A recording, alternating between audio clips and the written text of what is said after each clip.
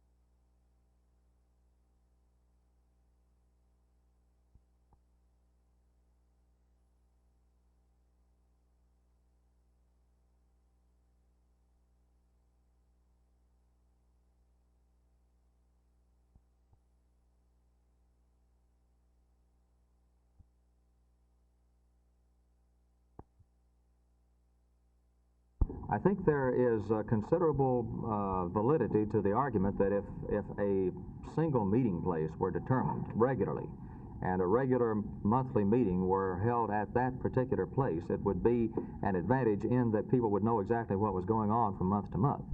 Well, frankly, I'm very pleased. It looks like that the Commissioners Court, the City Council has firmed up and in complete accord. We are going to protect the new chairman. We're going to protect those people that was fired at an illegal meeting and do our dead level best to get the monies to the poor people instead of having it to go as it has in the past. You then will take no action on the request for any dismissals? No, sir. That was an illegal meeting, and when the city and county sponsors this program, and you mean to tell me that these people can come in and fire city councilmen and our people that we've appointed to go on that board is just as wrong as it can be. If I ever had to feel that I've got to be careful about going to a meeting place or any place in the poverty area, then we would have come to a very sorry pass. No, I have no apprehensions at all. In fact, I don't think any of the board members has any reason to be apprehensive about going to a meeting, wherever it's called in the city of Dallas.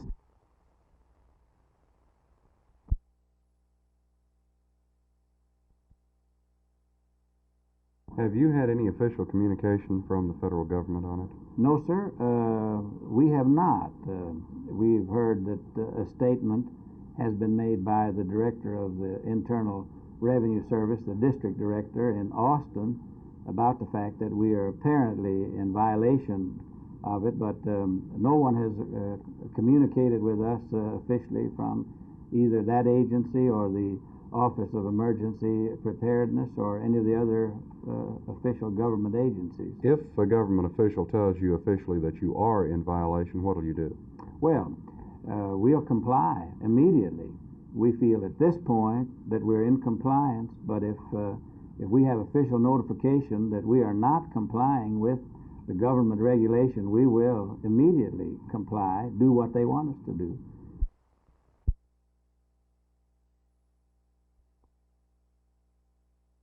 According to Coach Frank Broyles of the University of Arkansas, the Razorbacks this year are fortunate to have some outstanding players in the special skilled positions. That's your quarterback, your tailback, and your wide receivers.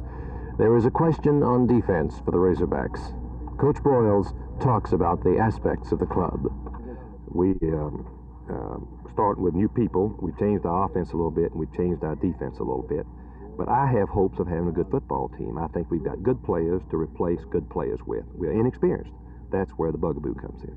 Well, now, when fans see the Razorbacks play this year, are they going to say, hey, that's not Arkansas? Well, we're going to have a little different type football team. We're going to be operating out of the eye, more or less, and the wishbone from the offensive standpoint. Defensively, we're going to be a lot smaller than we've been in the past. We're going to have probably as much quickness as we usually have, but we won't have the size, and I think that this has been the trademark of the Arkansas football teams up in the last year or two, and I'm looking forward to it. Your specialty skilled players are still the same, are they not? The same ability as you've had in the past? Yes, without the experience of last year's football team. I think that Rippon and Hodge, who played last year, are comparable to Dykes as a sophomore, and I think, of course, that Ferguson didn't get to play as much as a sophomore as Bill did, since he was our regular Montgomery. But he certainly is far advanced because he's quarterbacked a great high school football team 3 years in a row. 3 years in high school. They won 34 and lost 4, and 14-0 in their final season. And he attempted over 900 passes and threw 86 touchdowns. So he's been there. I'm really looking forward to it. There's a lot of pressure, I think, on the whole team because last year, our 2 defeats we had in the first and the end of the season there, but I think we have a young team. We're enthusiastic, and I know I am, and I believe that we can be as good as we want to be. Does it bother you that perhaps the defense will not be able to give you the ball in good field position every time? Well, this is something you got to work with, and I don't believe our defense is going to be that bad. I believe that most of those guys are young, and they're high hopes, and they know that they got to get a job done, and they've really been working hard, and I just don't believe our defense is going to be that bad. Are you going to have a good running game to go with your passing? I think we're going to have a great offensive line to block for our running game and our passing game. John Richardson can run the ball and just make anybody look bad, and Dickey Morton can come in at any time and do just the same. Are there any youngsters in the Dallas area that you're counting on this year?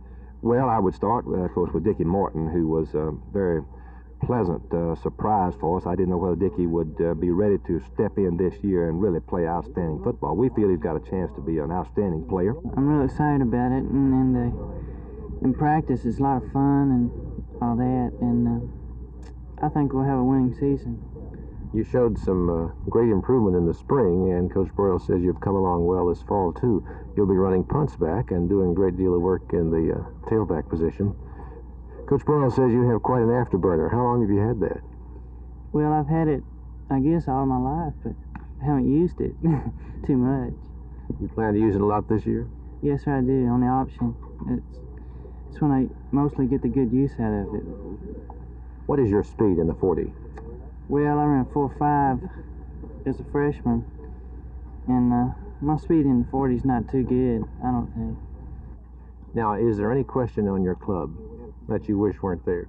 Well, yes, I think that I think any football coach would answer that yes, because we're never satisfied, Jerry. We feel like we have areas that we need improving. We worry about these and tend to overlook the stable and the sound positions. But we do worry about the race. We are actually in a race to try to get our defense ready for the first game. They're all inexperienced. Not a one of them played defensively at the position they're playing for this fall. So consequently, we are hurrying along. We're just trying to, let's go, let's learn, let's work, let's study, and try to be ready for that first ball game. Coach Frank Broyles. For Channel 8 Sports, Jerry Haynes, Razorback Stadium on the University of Campus here at Fayetteville.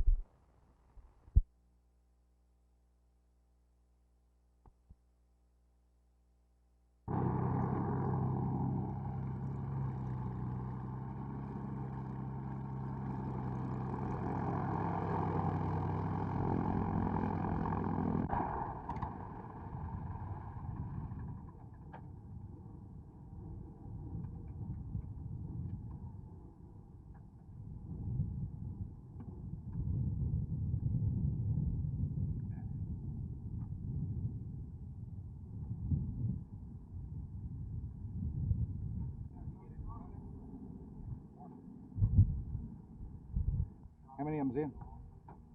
We got about 6 in now, Colonel. Is the secret weapon here yet? Well, that's a secret. It is coming, though, isn't it? Oh, yeah, it'll be here. It'll be here, Colonel.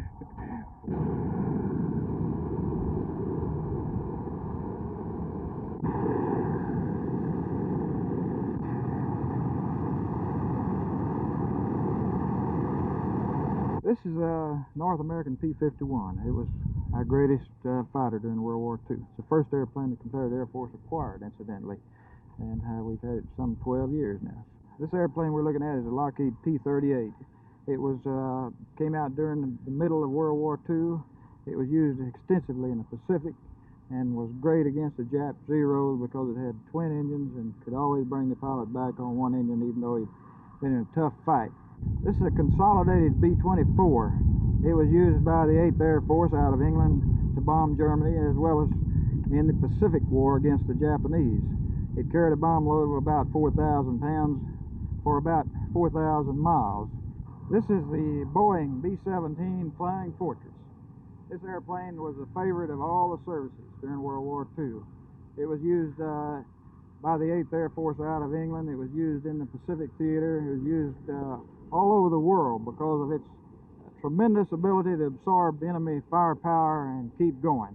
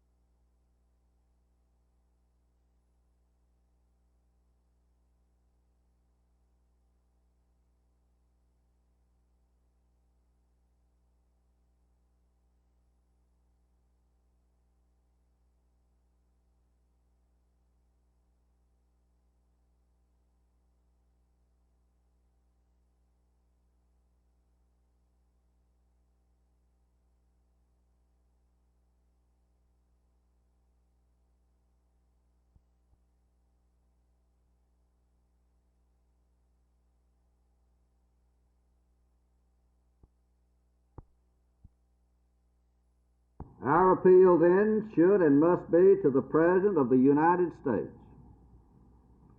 It should be directed to him to designate one person in his administration to speak for him, to act for him on this issue, so that we will know where he stands and what we will be compelled or what we will be allowed to do. There must be one equitable nationwide standard which will be applied to all school districts in all of the states.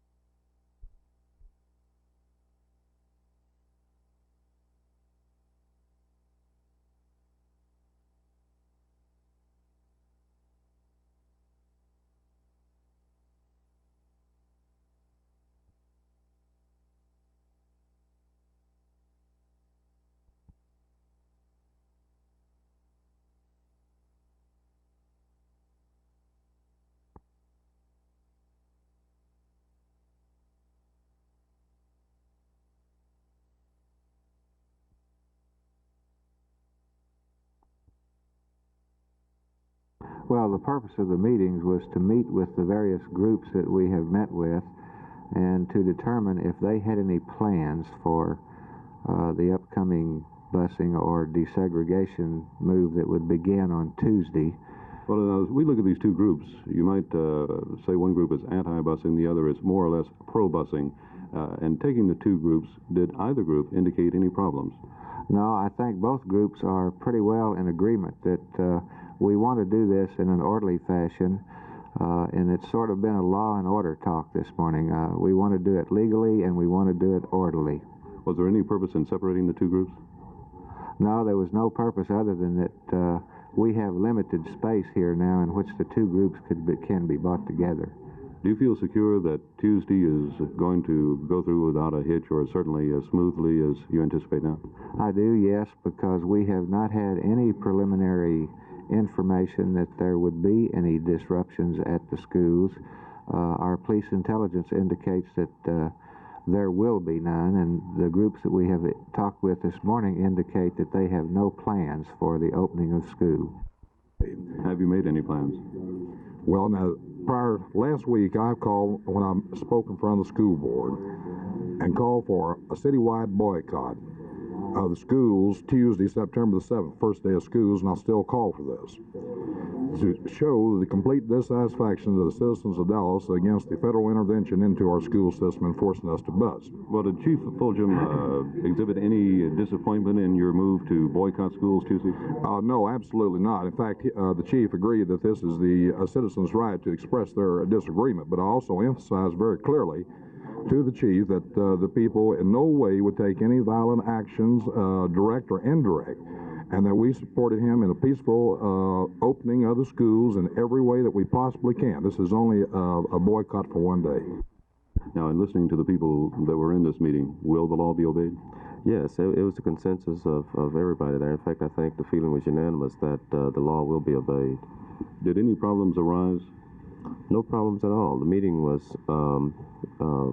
quite cordial. Discussion centered around the safety of the children, keeping down incidents on the opening day of school, and protection of the buses, and so forth. And everybody agreed that everything should be done to make sure that the kids were protected and that the law was complied with.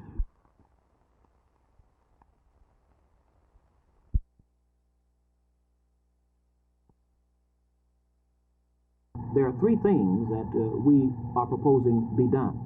Number one, we are requesting the Dallas Bar Association to investigate the role of Dallas Legal Services and the private attorneys in the desegregation lawsuit generally and with the plaintiffs particularly.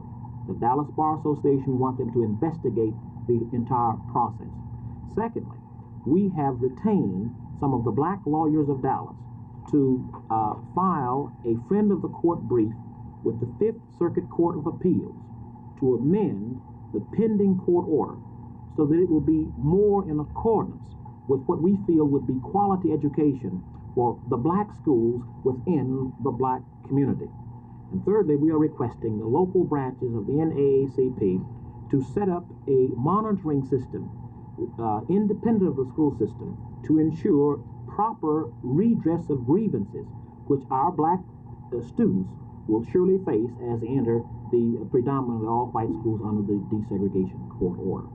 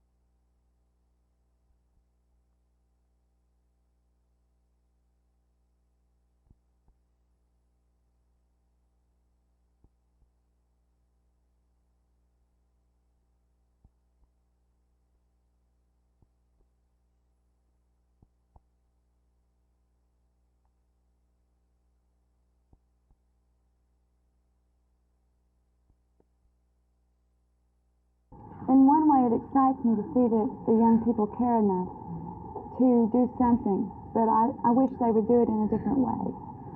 How would you suggest? Maybe by demonstrating what they want, they could get results more than demonstrating what people don't want in the disorder and the violence. What are